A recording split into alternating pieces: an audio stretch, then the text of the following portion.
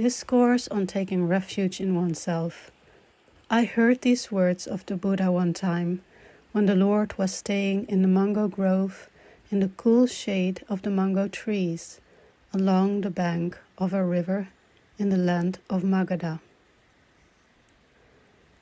The elders Shariputra and Maudgalyayana had recently passed away.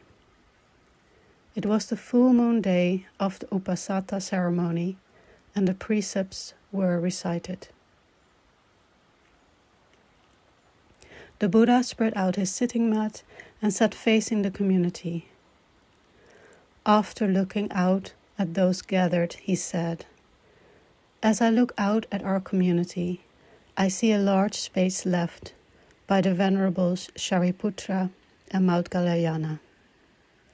In our Sangha, these venerables were the monks who were the most eloquent in giving Dharma talks, encouraging and instructing all the other monks, nuns, and laypeople.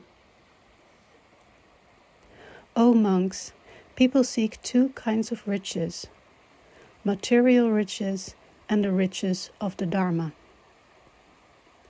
In their search for material riches, they can go to the worldly people. In their search for the riches of the Dharma, they could always go to the Venerables Shariputra and Maudgalyayana. The Tathagata is someone who is not searching for anything, whether it is material or the Dharma.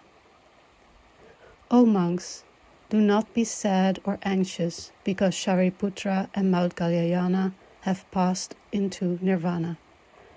On large trees filled with leaves, sumptuous fruits and flowers, the largest branches always die or are broken first. On jeweled mountains, don't the highest peaks always erode before the smaller ones? In the Sangha of the Tathagata, the Venerables Shariputra and Maudgalyayana were the greatest students. So it is natural that these venerables would enter nirvana first. Do not give rise to feelings of sorrow or anguish. All phenomena that are born exist and are subject to the influence of other phenomena. In other words, all phenomena that are composite must abide by the law of impermanence and eventually cease to exist. They cannot exist eternally without someday being destroyed. Everything we cherish and hold dear today, we will have to let go of and be separated from in the future. In not too long a time, I will also pass away. Therefore, I urge you to practice being an island unto yourself, knowing how to take a refuge in yourself, and not taking refuge in anyone or anything else. Practice taking refuge in the island of the Dharma. Know how to take refuge in the Dharma, and do not take refuge in any other island or person.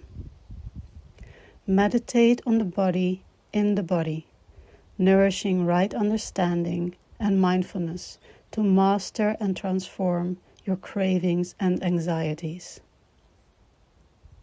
Observe the elements outside the body in the elements outside the body, nourishing right understanding and mindfulness to master and transform your cravings and anxieties. That is the way to take refuge in the island of self, to return to yourself in order to take refuge in the Dharma and not to take refuge in any other island or thing. When the bhikshus heard the Buddha offer this teaching, they were all very happy to put it into practice.